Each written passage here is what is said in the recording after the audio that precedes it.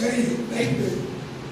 மாநாட்டு பெரியாரையும் அண்ணாவை திணிச்சாங்க, காரணம் போட்டு இந்து முன்னணி திணிச்சாங்க.